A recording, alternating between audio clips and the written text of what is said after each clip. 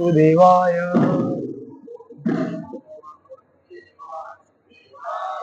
ओम नमो भगवते वासुदेवाय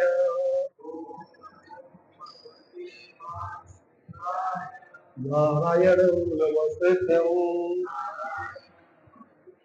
नरं चैव नरोत्तमं देवीं सरस्वतीं व्यासं ततो जयमुदीरये नष्टप्रायेषु भद्रेषु नित्यं भागवत सेवया भगवती उत्तम श्लोके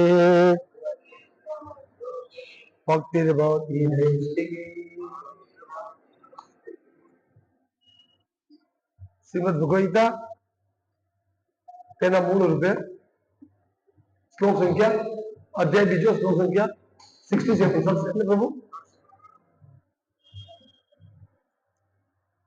ઇન્દ્રિયાણામ વિચરતામ યન્મનો અનુવિધીયતે તદસ્ય હર્તિ પ્રજ્ઞામ વાયુનામિવાંબસી ઇન્દ્રિયાણામ વિચરતામ યન્મનો અનુવિધીયતે તદસ્ય હર્તિ પ્રજ્ઞામ વાયુનામિવાંબસી ઇન્દ્રિયાણામ વિચરતામ યન્મનો અનુવિધીયતે તદસ્ય હર્તિ પ્રજ્ઞામ વાયુનામિવાંબસી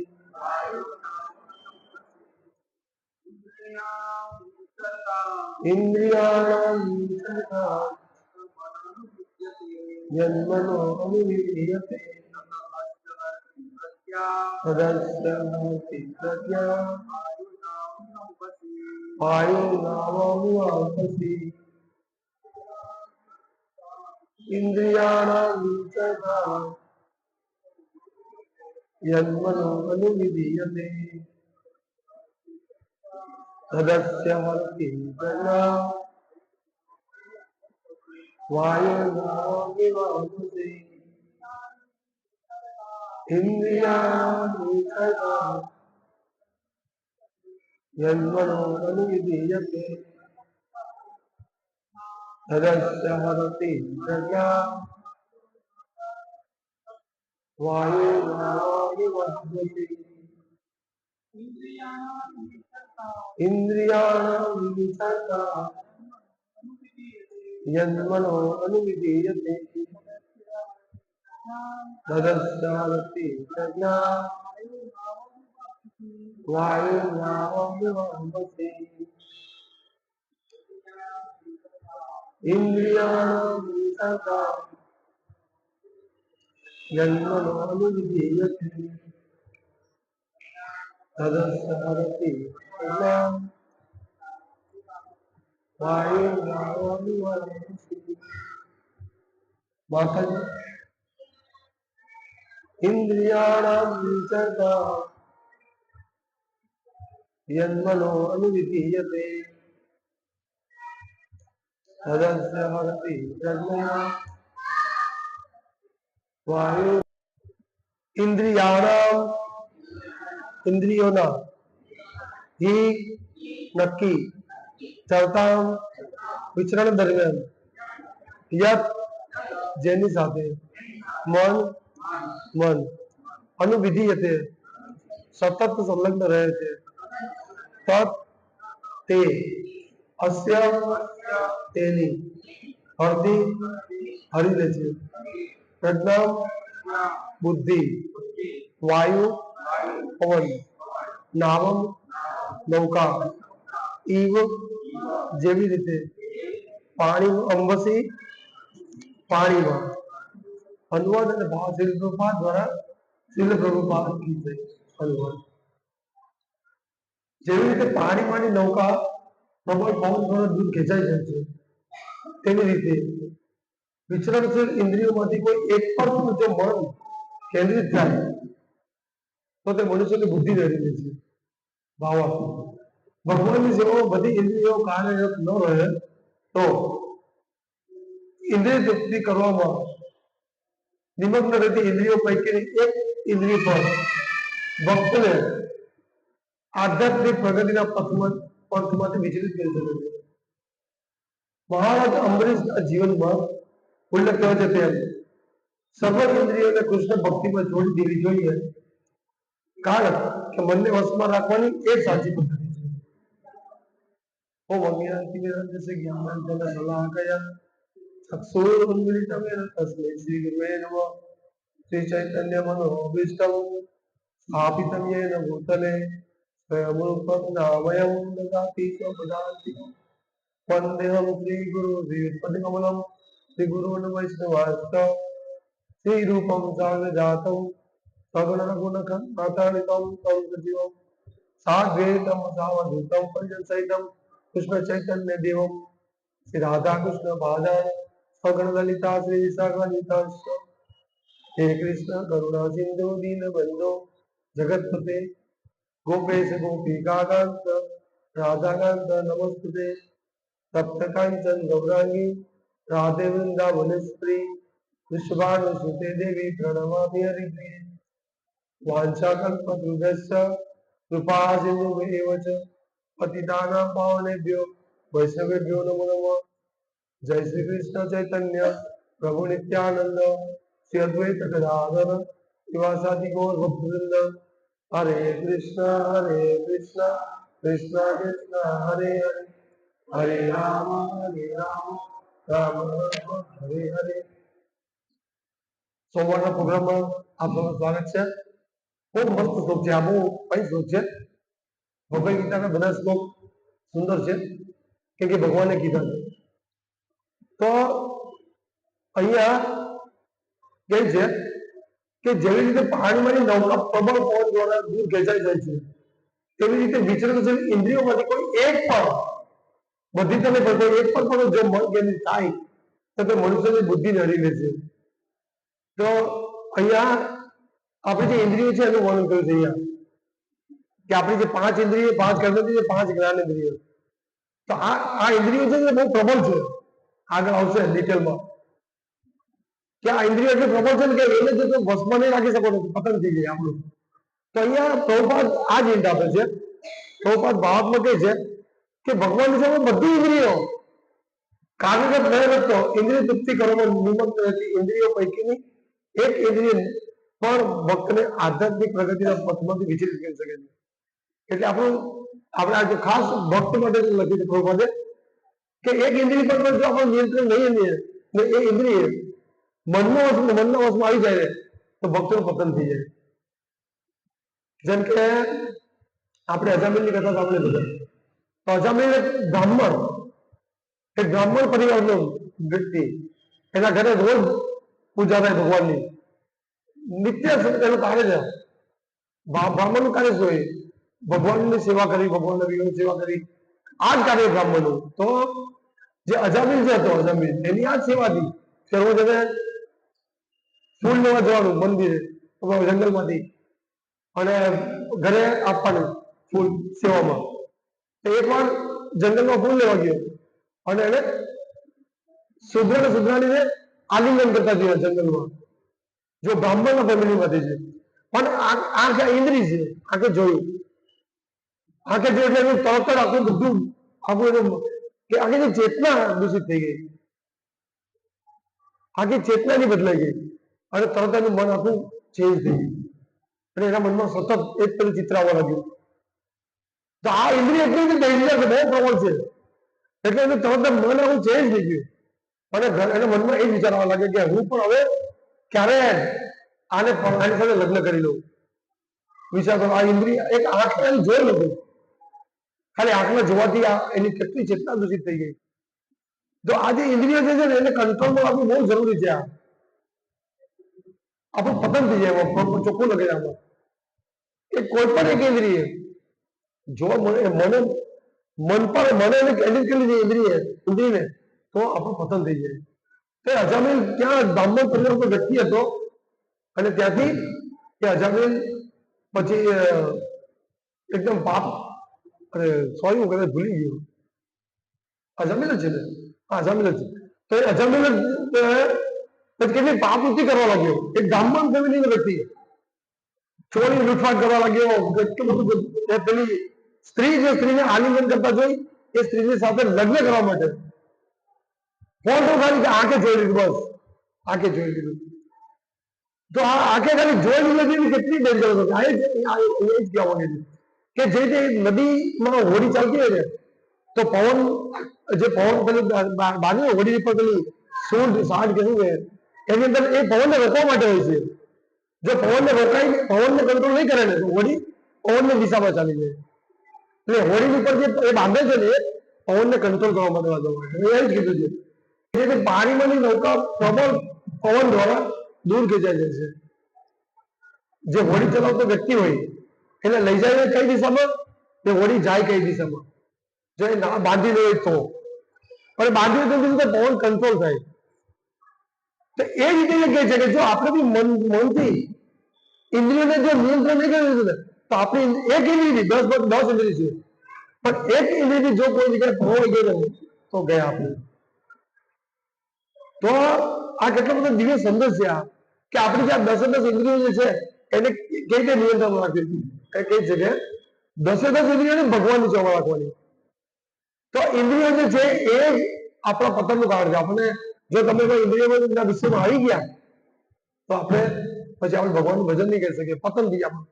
પછી આપણે બીજી એક્ઝામ્પલ છે વિશ્વામિત્ર ધ્યાનમાં બેઠા હતા ને ખાલી છમ છમ છમ ખાલી ઝાંઝર નો અવાજ હતો, ઝાંઝર નો અવાજ ખાલી.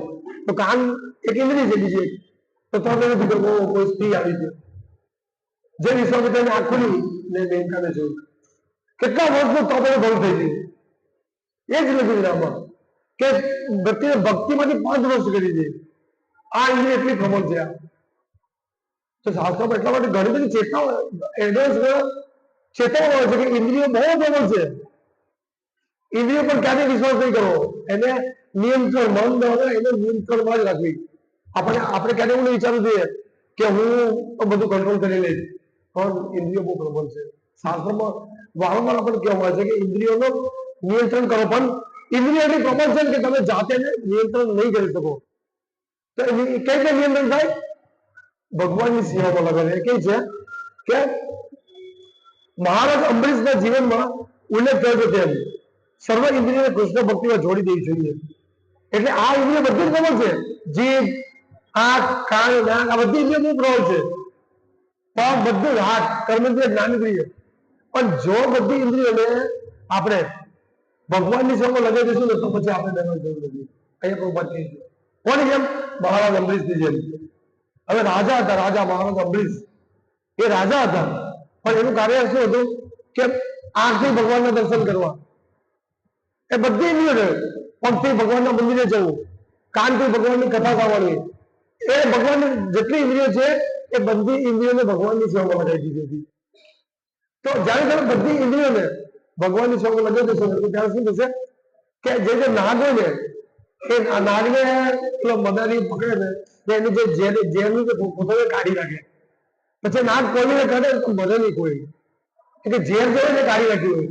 તો એ જ રીતે તમે જ્યારે તમારી બધી ઇન્દ્રિયોને ભગવાનની સેવામાં લગાવી દેશો ત્યારે તમારી ઇન્દ્રિયો તમારા કંટ્રોલમાં રહેશે. આપણને બધું ઈચ્છા નહીં થાય, આપણી ઇન્દ્રિયો નિયંત્રણમાં રહેશે. અને આ વસ્તુનો આપણે પ્રેક્ટિકલ અનુભવ કરી શકીએ છીએ. આપણે અત્યારે ઇસ્કોનમાં નહીં આવ્યા એ પહેલા આપણે કેટલું બધું ખાતા પીતા હતા, કેટલું બધું જોતા હરતા ફરતા હતા. પણ જેમ જેમ આપણે ભક્તોને સંગમાં આવ્યા, આપણે ભગવદ ગીતા વાંચી તો આપણને ખબર પડી કે આ મન શું છે, ઇન્દ્રિય શું છે, ભગવાન શું છે, આપણે કોણ છે, એ બધી આપણે ખબર પડી. તો આપણે હવે શું કરે છે કે આપણે બધી ઇન્દ્રિયોને ધીરે ધીરે ધીરે ધીરે ધીરે ધીરે શુદ્ધ કરવાની કોશિશ કરી રહ્યા છીએ, ભગવાનની સેવામાં લગાવવાની કોશિશ કરી રહ્યા છીએ. એવું નથી કે આપણી ઇન્દ્રિય નિયંત્રણમાં આવી ગઈ, પણ આપણે પ્રયાસ કરી રહ્યા છીએ. અને પ્રયાસ કર્યા છે એટલે ચોક્કસ ભગવાન આપણી સાથે આપણે પ્રયાસ કર્યા છે. તો એ અહીંયા છે કે આપણે ઇન્દ્રિયોને ભગવાનની સેવામાં લગાવવાની. તો એક ભક્તનું એક શેડ્યુલ જ હોય કે ભક્ત સવારે ઉઠે એટલે પહેલા એનું કાર્ય હોય કે ભાઈ સવારે ઉઠીને પહેલા ભગવાનની મંગલ આરતી લઈ એટલે સાંજ સુધી ભક્તનો પ્રોગ્રામ ફિક્સ હોય. વચ્ચે એનું જે નિત્યક્રમ હોય, નોકરી ધંધો બિઝનેસ એ કરતો હોય. બાકી ભક્ત બીજો બધો સમય લગભગ ભગવાનમાં આપતો હોય, ભગવાનની સેવા કરતો હોય, પછી રીડિંગ કરતો હોય, પ્રચાર કરતો હોય. એટલે જે ભક્ત જે છે એની પાસે એની ઇન્દ્રિયોનું વિચરણ નથી કરતી બહાર ભૌતિક જગતમાં. ઇન્દ્રિયો વિચરણ ફરવા જવું એમ. જ્યારે ભૌતિક જે કર્મી લોકો છે એ લોકોની ઇન્દ્રિય શું છે, ભૌતિક વિચરણ કરતી કે ભાઈ ક્યાં મને પૈસા મળશે, ક્યાં મને આનંદ મળશે, એન્જોયમેન્ટ કરી શકીશું, ક્યાં મને ઇન્દ્રિય તૃપ્તિ મળશે. આ જે કર્મી લોકો છે એની ઇન્દ્રિયો દસ સુધી કામ કરતી કે ક્યાં મને બસ મજા આવે છે. જો મને પકડી લો, ના ચાલો અહીંયા લગાવી દો ધંધો, અહીંયા દોડો, અહીંયા દોડો. આ શું છે, ઇન્દ્રિયો નિયંત્રણ નથી. એ લોકો ઇન્દ્રિયોને જેમ જ્યાં જવા માંગે છે ત્યાં જવા દેવા માંગે છે. પણ ઇન્દ્રિયોને આપણે આજે ઇન્દ્રિયોનું જે અનિયંત્રિત વિચરણ જે છે ને એ અટકાવવું જોઈએ આપણે. તો આપણે જે ભક્ત જે છે એ જાણે છે. બાકી સામાન્ય લોકોને તો ખબર નહીં હોય કે આવી કોઈ ઇન્દ્રિય હોય, કે આ આંખની ઇન્દ્રિય કહેવાય, કાનની ઇન્દ્રિય કહેવાય, આત્મા હોય, બુદ્ધિ હોય, કોઈ ઇન્દ્રિય ખબર જ નહીં હોય. આ ભૌતિક જગતમાં તમે જોશો બહાર તો લોકોને આવો કોઈ ઇન્દ્રિયનો વિષયો કે ઇન્દ્રિયો વિશે ખબર નહીં હોય. ભક્ત જાણે છે કે ભાઈ આ 10 ઇન્દ્રિય છે. બાકી જે બીજા લોકો જે છે એને ભગવાનમાં કોઈ ઇન્ટરેસ્ટ નથી. લોકોને ખાલી શું કે આ લીધા ભાઈ બસ પૈસા પૈસા પૈસા, બીજું કોઈ ઇન્ટરેસ્ટ નથી. પણ ભક્ત જાણે છે કે મારી બધી ઇન્દ્રિયો જે છે એ મારે ભગવાનની સેવામાં લગાવવાની છે. જો આપણે ઇન્દ્રિયોને ભગવાન સેવા નહીં લગાવીશું ને તો આપણે કરોડો વર્ષ સુધી આપણે કેટલી વાર જગતમાં આવગમન કરવું પડશે આપણે. આ લોકોને ખબર નથી કે એક દિવસ આપણે મૃત્યુ પામવાનું છે. લોકો આંખ નીચે બસ દોડ્યા જ કરે છે, દોડ્યા જ ક્યાં જાય છે? પૈસાની પાછળ કન્ટિન્યુ. પણ એક મિનિટ પણ કોઈ વિચારીને સોચતું નથી કે હું મૃત્યુ પછી મારું શું થશે. આ રિયલ જીવનનો પ્રશ્ન છે, આ રિયલ જિજ્ઞાસા છે કે હું કોણ છું, મારો ભગવાન સાથે શું સંબંધ છે. આ જાણ્યા વગર આંખ નીચે દોડ્યા કરવાથી કોઈ ફાયદો નહીં થાય. ને તમે આ જગતમાં ગમે એટલું કમાઈ લેશો ને તો બી તમારી ઇન્દ્રિયો ક્યારેય તૃપ્ત નહીં થાય. કે હવે મારું બસ પૂરું થઈ ગયું, હવે કોઈ પૈસા જરૂર નથી, એવું ક્યારેય નહીં આવે. એ દિવસ ક્યારેય નહીં આવે. તમારી ઇન્દ્રિય ક્યારેય સંતુષ્ટ થઈ જાય. હજુ આવવા દો. કોઈ માણસ 50,000 કમાતો તો લાખ કમાવાનું ટ્રાય કરે, લાખ કમાતો 5 લાખ 10 લાખ કરોડ, ક્યારેય એનો અંત નહીં આવશે. આપણે ક્યારેય વ્યક્તિને જોતા નથી કે જેમ કે હવે મેં બહુ પૈસા કમાઈ દીધા, હવે દુકાન બંધ કરી દીધી. જો આપણે સાંભળ્યું તો કોઈ વ્યક્તિ જ જોતો કે હવે મેં બહુ પૈસા કમાઈ દીધા, હવે મારે દુકાન બંધ કરીને ઘરે બેસી જવું છું. નહીં, આવવા દો, જેટલું આવવા દો. પછી શું થાય છે કે મૃત્યુ સમયે એ રીતે આપણે બિલકુલ કામ નથી આવતું. આપણને જયારે આપણને કોઈ શરીરમાં બીમારી થાય ને ત્યારે આપણને ખબર પડે. અત્યારે મને મારથી સવારે બી મને થોડું કબજો હતું, અત્યારે પણ તો નોર્મલ કબજો છે ને અહીંયા સુધી આવી જાય અત્યારે આ ઉંમરમાં. તો મૃત્યુ જયારે આપણે થશે ને, જયારે મૃત્યુ એટલે આખું ગળું આપણું કપતું ભરેલું છે, આખું ગળું. તમારથી એક શબ્દ નહીં બોલવાનો, એક શબ્દ. અત્યારે તો તમે 40% તો ચૂકી દેશો બરોબર. તો જયારે આપણે મૃત્યુ સિવાય પણ હશું ને લાસ્ટ ટાઈમમાં, ત્યારે અહીંયા સુધી આપણે ગરમ કફ હશે. ત્યારે આપણો છોકરો સામે હશે, આપણી છોકરી સામે હશે, આપણી પત્ની સામે હશે, આપણી સાથે વાત કરવા મળશે તો તમે નહીં બોલી શકો. બધું ભરાઈ ગયું છે આ કપથી, બધું કપથી ભરાઈ ગયું છે. ત્યારે તમે કઈ વાત નહીં કરી શકો. ત્યારે તમે બોલવાની ઈચ્છા થશે, બોલી નહીં શકો તમે.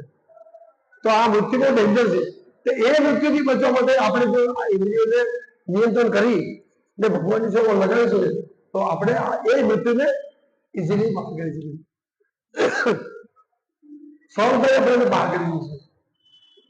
આપણે આજે ભગવતનું પઠન કરીએ છીએ એનો ઉદ્દેશ છે કે આપણે ભગવાનની ભક્તિ કરીએ ને જન્મ મૃત્યુ ચક્ર જે છે એમાંથી બચી જાય. આજે આપણે સેન્ટર પર ભાગવતમ 3 સ્કંદ ચાલુ છે, 3જા સ્કંદ. તો એમાં પણ એને બ્રહ્મા કહે છે કે આ જીવ જે છે ને એ બધા આ ભૌતિક સુખમાં જ પડેલા છે. તો મને બહુ દુઃખ થાય છે કે બધા ભૌતિક સુખની પાછળ પડેલા, કોઈ એક મિનિટ વિચારતું નથી કે આ બધું શા માટે કરે છે. એક મિનિટ કોઈ ઉભું રહેવા તૈયાર નથી. તમે બહાર જઈને જુઓ તો કોઈની પાસે ટાઈમ જ નથી. બધા આમથી આમથી દોડી રહ્યા છે, પણ એક વ્યક્તિને ભગવાનમાં રસ નથી. તો બધાને એમ જ છે કે ભાઈ હું હમણાં જીવું છું, બસ હમણાં સારો છું, હમણાં સારો છું, હમણાં મરી જાય હું જીવું છું. બસ આ જ મગજમાં લઈને પૈસો, સમાજનું સ્ટેટસ, આ તે એક મિનિટ પણ વિચારવું નથી તૈયાર નથી કે મૃત્યુ પાડવો જે આવશે. આ મૃત્યુ જન્મ મૃત્યુ જરા નથી. આ 4 વિષય છે ને બહુ અગત્યનો વિષય છે. શ્રીલ પ્રભુપાદ જે છે ઇસ્કોનના આચાર્ય, એના તમે દરેક પ્રવચન જો કે જન્મ મૃત્યુ પર વારંવાર બોલે. કેમ કે આપણે જન્મ મૃત્યુ જરા નથી રોજ યાદ કરવું જોઈએ. તો એનું શું થાય કે આપણે ભગવાન પ્રત્યે આસક્તિ વધે કે ભાઈ થોડું પાણી છે નહીં પડે.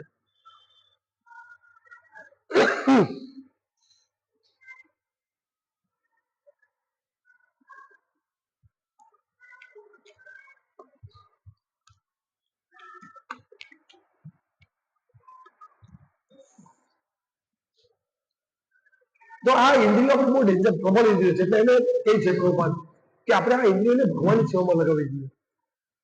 તો ભગવાનની સેવામાં લગાડીશું તો આપણું જીવન સંતોષ થશે. સંતોષથી એક સ્તરે આપણે અટકી જઈશું કે બસ ભાઈ હવે બહુ થયું, હવે મારે ભગવાનનું નામ લેવું છે. નહીં તો આ ઇન્દ્રિયો તમને ક્યારેય બેસવા નહીં દે જો એને નિયંત્રણમાં નહીં રાખો તો એ નિયંત્રણમાં રહેશે બી નહીં જ્યાં સુધી તમે ભગવાનના ભક્તના સંગમાં નહીં જશો. તમે જેટલા બી બહારના લોકો સાથે ફરશો ને એ તમને એમ જ કહેશે કે તારે હજુ પૈસાથી વધારે કમાવા જવું છે. એમની કોઈ નહીં કહેશે કે બેસી જા. તમને વધારે બિઝનેસ કરવાનું કહેશે, વધારે આગળ વધવાનું કહેશે, પણ કોઈ તમને એમ નહીં કહેશે કે નહીં બસ હવે તારી પાસે છે ને એટલાથી સંતોષ રાખ, એવું ખાલી ભક્ત જ કહેશે. તો એ આજે જે ત્રીજો સ્કંદ હતો એમાં કે છે કે બ્રહ્મા એમ કહે છે કે જે ભક્ત જીવને આ ચક્રમાંથી બચાવે છે એ ભગવાનના ધામમાં જાય છે. એને બ્રહ્માની કક્ષાએ મળે છે. બ્રહ્માની કક્ષાએ એ જે જીવ આ ટ્રાય કરે છે જીવને બચાવવાની કે આ અહીંયા સંભળે ભૌતિક જગતમાં એ જો ભગવાનનું ભજન કરશે ને તો કેટલા કરોડો અબજો વર્ષના આપણા જન્મ ચક્ર છે એમાંથી આપણે બચી જઈશું. આ મનુષ્ય જીવન બહુ દુર્લભ છે. સાક્ષાત ભગવાન આપણને જેટલી બી વાર ભગવાન આ જગતમાં અવતરણ કરે છે એનો ઉદ્દેશ શું છે? જે જીવ જે છે એને જન્મ મૃત્યુ ચક્રમાંથી બચાવવાનો. હમણાં આપણે ગૌર પૂર્ણિમા ગઈ, ચૈતન્ય મહાપ્રભુનો પ્રાગટ્ય દિવસ, શું હેતુ હતો એનો? કે બધા ભગવાનને ભક્ત બને, બધા એના ભક્ત બને. ભગવાન જાતે ભક્ત બની જાય છે. જાતે ભક્ત બને શું કામ? કે બધા ભક્ત બને સરળતાથી અને ભજન કરીને એની પાસે આવે. કોઈ રીતે હતું નથી એનું. તો સાક્ષાત ભગવાન આપણા માટે શું કામ આવે કે આપણે આ જગતમાં સબડી રહ્યા છીએ. આપણે કોઈ સુખી નથી અહીંયા, પણ આપણે ખાલી કેવા પડતા લોકો કે સુખી છીએ, પણ વાસ્તવમાં અહીંયા કોઈ સુખી નથી. તો ભગવાન જેટલી વાર આવે છે અહીંયા એ જીવને આ જગતમાંથી એના ધામમાં લઈ જવા માટે આવે છે. ભગવાનની પ્રગટ થાય કૃષ્ણ ભગવાન ત્યારે પણ શું ભક્તોના રક્ષણ માટે, અસુરોના વિનાશ માટે. તો ભગવાનનો બીજું કોઈ હેતુ નથી હોતો. આ જ હેતુ હોય છે કે જે જીવ મને ભૂલી ગયો પાછો મારી પાસે આવે. નહીં તો તમે વિચાર કરો ને 84 લાખ એની છે, એ 84 લાખ એની ફરતા ફરતા કેટલા કરોડો અબજો નીકળી જશે. આ કોઈ સ્પેક્યુલેશન નથી. આવી આ સાચી વસ્તુ છે કે મૃત્યુ પછી તમને કેટલી બોડી કરવાનું છે. આ તો જેટલા બી તમે આપણા શાસ્ત્રો છે, વેદો છે, પુરાણો છે, એ વાંચવાનો હેતુ શું છે કે આપણે આ જન્મ મૃત્યુ ચક્રમાંથી બચીએ. તો આપણે ભાગ્યશાળી છે બધા કે બહુ સરળતાથી આપણને આ વસ્તુ મળી ગઈ છે. આપણને આવું કોણ શીખવશે કે આ ઇન્દ્રિયો છે, આપણી ઇન્દ્રિયો જે છે એને આપણે નિયંત્રણમાં રાખીએ? કોણ શીખવે? કોઈ ડોક્ટર શીખ્યો તમને કે કાનને નિયંત્રણમાં રાખવાનું, આંખને નિયંત્રણમાં રાખવાનું, જીભને નિયંત્રણમાં? કોઈ ડોક્ટર છે એવું? કોઈ આપણે સાંભળ્યું છે કે કોઈ ડોક્ટર કે ભાઈ આંખને કઈ રીતે નિયંત્રણમાં રાખવી, પગને કઈ રીતે? નહીં, એવું કોઈ નથી. એ ખાલી ભગવાન જ કહે છે, ભગવાનના ભક્ત જ કહે છે કે આંખને ભગવાનના દર્શન કરવામાં લગાવો, પગને ભગવાનના મંદિરે લઈ જવામાં લગાવો, કાનને ભગવાનની કથામાં લગાવો, નાકને ભગવાનના અર્પિત કરેલા ફૂલને સુંદરમાં લગાવો. એ ભક્ત જ કહે છે કે ત્યારે જ તમારી બધી ઇન્દ્રિયો નિયંત્રણમાં રહેશે. નહીં તો તમારી નિયંત્રણ એવી ઇન્દ્રિયો જે છે એવી ભાગ છે કે તમે એને પકડી નહીં શકો ક્યારેય. અને પછી આપણું ભક્તિનો જે પથ થઈ જાય. તો આ કલયુગની અંદર આપણે જોઈએ છે કે કલયુગની અંદર આપણને એટલી બધી ઈઝી પદ્ધતિ આપી દીધી છે કે આપણે બહુ સરળ ભગવાનનું નામ લઈ શકીએ, બહુ સરળતાથી. હરે કૃષ્ણ મંત્ર જપ કરવાનું, 4 નિયમનું પાલન કરવાનું, ને તમે આટલું કરતા કરતા ભગવાનના ધામમાં જઈ શકો. તમે જેવા માળા ચાલુ કરો એટલે તમારી ઇન્દ્રિયો ઓટોમેટિક શુદ્ધ થવા લાગે. માળા જેવા ચાલુ કરો તમે એટલે તમારી ઇન્દ્રિયો જે નિયંત્રણમાં આવવા લાગે. જે માળા કરે છે એને ખ્યાલ છે બધા કે જ્યારે આપણે માળા નહીં કરતા હતા ત્યારે આપણે કેવું જીવન જીવતા હતા, ત્યારે માળા કરે ત્યારે કેવું જીવન જીવન. તો કોણ કંટ્રોલ કરે? આવે ભગવાનનું નામ. નામનો તારી ભવતા નિજ સર્વશક્તિ. જે ભગવાનની શક્તિ છે ને બધી નામમાં ભરેલી છે. એટલે કોઈને સમજ પડે કે નહીં પડે, પણ જ્યારે એ માળા કરશે, જપ કરશે, તો તરત જ એની ઇન્દ્રિયો નિયંત્રણમાં આવવા લાગશે. કેવી રીતે? ભક્તોને સંગમાં. ભગવાન એને ભક્ત પાસે મોકલશે કે ભાઈ જાઓ તો અહીંયા. એટલે આ ભક્તિ કરવા માટે અહીંયા કીધું છે કે ઇન્દ્રિયોને નિયંત્રણમાં રાખવું બહુ જરૂરી છે.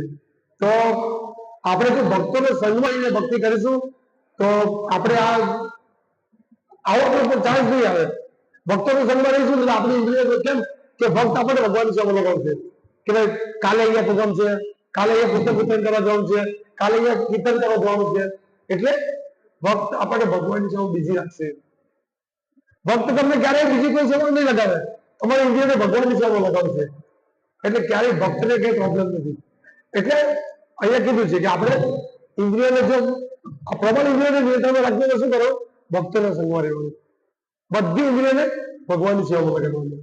જે આપણે અહીંયા કરી રહ્યા છે, આજે પ્રોગ્રામ ચાલે છે બરાબર, તો કેટલા કોઈ ભક્તો ત્યાંથી પ્રસાદ બને છે, અલગ અલગ જગ્યાથી કોઈ અહીંયા પાથરણું લગાવે છે, કોઈ પંખા લાઈટ ચાલુ કરે છે, કેટલી બધાની અલગ અલગ સેવા છે. તો જો અહીંયા નહીં આવતા હોતે તો એની ઇન્દ્રિય ક્યાં લાગી હોતે? ભૌતિક કાર્યમાં. અહીંયા નહીં હોતે તો બીજું કોઈ કાર્ય કરતા હોતે. પણ અહીંયા આવવા સુધી એની ઇન્દ્રિય ભગવાનની સેવામાં લાગી છે.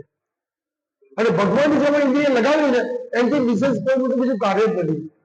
એક વાર તમે ભગવાનની નાની સેવા કરી લીધી એ ક્યારેય ભૂસાવી નથી. પણ જો તમે ભૌતિક જગતનું ગમે એટલું કાર્ય કરશો પણ જરાક વાર થોડું કાર્યમાં ભૂલ આવી ગઈ તો એ વડે તમે ક્યારેય છોડશે નહીં. ભૌતિક આધ્યાત્મિક જગતમાં એવું નથી. તમે અહીંયા જેટલું બી કામ કરતા હોય ઉપર નોટ ડાઉન થઈ જશે, બધું ભગવાન નોટ છે કે આ ભક્તે અમારી સેવા કરી રહી છે, આ ભક્ત આમ કરે, બધું એક એક વસ્તુ. અને આ ભૌતિક જે સેવા, આ જે આધ્યાત્મિક ઇન્દ્રિય સેવા જે છે આપણી, એ તો આપણી સાથે જન્મ સુધી રહી છે. એવું નથી કે તમે બધું ભૂલાય. આ તો સનાતન કાળ સુધી આપણી સાથે ચાલે છે. એટલે કૃષ્ણની સેવામાં ઇન્દ્રિય લગાવવી એનાથી મોટું બીજું કોઈ કાર્ય જ નથી. આ તો તમે બધા બહુ ભાગ્યશાળી છો કે અહીંયા રેગ્યુલર પ્રોગ્રામમાં આવો છો. અને આપણે જોઈએ છીએ કે આ પ્રોગ્રામ બી ઘણા ટાઈમથી ચાલુ છે અહીંયા. તો ધીરે ધીરે ભગવાનની કૃપાથી આ બધું જો કેટલું ફાઇન છે. તો આ જ્યારે તમે ભગવાનનો શુદ્ધ ભાવ પ્રચાર કરશો ને તો ભગવાન તમને બધી મદદ કરશે. અર્જુનનું યુદ્ધ ભગવાન દાદાને બધાને મારી નાખે, પણ ભગવાન હંમેશા એના ભક્તને શ્રેય આપવા માંગે છે. અને શ્રી ભગવાન કહે છે કે જે ભક્ત પુસ્તક વિતરણ કરશે, ભગવાનનો પ્રચાર કરશે, એને 100% શ્રેય મળશે. પણ ભક્ત શ્રેય માટે નથી કરતો. એક વાત છે ખાલી, ભક્ત ક્યારે પોતાના શ્રેય માટે નથી કરતો. ભક્ત એને જ કહે છે કે હું નથી કરતો, આ તો આ ભક્ત કરે છે, આ ભક્ત કરે છે. કોઈ એમ કે હું કરું છું. આ ભક્તનું મહાન ગુણ છે. આ તો આ રીતે આપણે સતત કાર્યમાં રહીશું, ભગવાન જોવામાં રહીશું, તો આપણી ઇન્દ્રિયોને આપણે નિયંત્રણમાં રાખી શકીશું અને આપણે સરળતાથી ભગવાનનું ભજન કરી શકીશું. આનો મતલબ આ છે કે આપણે ઇન્દ્રિયોને ભગવાનની સેવામાં રાખો અને સરળતાથી ભગવાનનું ભજન આપણે કરી શકીએ. હરે કૃષ્ણ. કોઈને કઈ પ્રશ્ન હોય તો પરથી વધારે બોલવાનું રોકવું છે. કોઈને કઈ પ્રશ્ન હોય તો પૂછીશું. પ્રભુજીને સવારે કીધું કે નહીં હોય પણ કે આવી જાઓ, સવારે બી આવું જશે. હાલો.